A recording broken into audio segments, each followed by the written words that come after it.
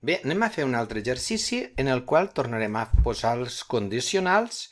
Tenim aquí unes despeses, la data, el concepte, i cada concepte l'hem posat en un apartat, despeses mensuals, papereries, extras, etc. Aquí està el preu que ens ha costat cada cosa, això ho posem en format moneda, i ara el que hem de fer és posar aquí, igual que hem fet en l'exercici anterior, apuntar el valor si està pagat o a l'impagat, segons corresponga. Aleshores, per fer-ho, he de posar igual i el if.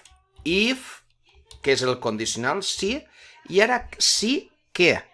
Pues hem de posar el condicional aquí, hem de posar assenyalar la casella aquesta, dir igual, entre cometes, si, tanco cometes, punt i coma, i ahí posaré el valor de la casella E3. I ara poso punt i coma, tanco parèntesi i ja ho tinc. Ara, això d'aquí simplement ho arrossego cap a baix i el que em farà és que quan siga sí copiarà el número. Tornem a fer-ho ara a aquesta banda. Ara, per fer els impagats, el que tinc que fer és el mateix, però tinc que dir igual, if, entre parèntesi, li diré la casella de si està pagat o no, la casella aquesta que és la F, si és igual, entre cometes, a no, tanco les cometes, punt i coma, diré que copia el valor de la casella E3. Poso punt i coma, tanco parèntesi i ja ho tinc. Ara simplement arrossego i m'apuntarà només quan hi hagi un no. Si hi ha un sí ho apunta aquí i si hi ha un no ho apunta allà. Anem a veure-ho, en tot cas anem a canviar este no per un sí i ja està. I així ho veiem que canvia. Posició, val. Bé, ara el que tindríem que fer és podríem sumar tot el total aquí per veure quan suma, que això simplement és posar suma, i tindríem aquí el total de les sumes. Aquí podria posar la suma de total de lo que està pagat i aquí podria posar la suma del total que està impagat. Ara em pregunten aquí baix, aquest apartat, en tot cas ho farem un poc més gran perquè es veiga millor. Tenim diferència entre pagat i impagat. Doncs aquí tinc que posar igual, el pagat és aquest, menys l'impagat. Com hi ha més impagat, doncs sortirà negatiu, però bueno, és el que hi ha. Factura més gran que em queda per pagar. Aquí tinc que utilitzar la funció max. Tinc que posar igual max, que vol dir el màxim d'un rang. Quin rang? Totes les impagades. D'aquí tanco parèntesi i l'únic que farà és agafar-me quin és el valor de la casella.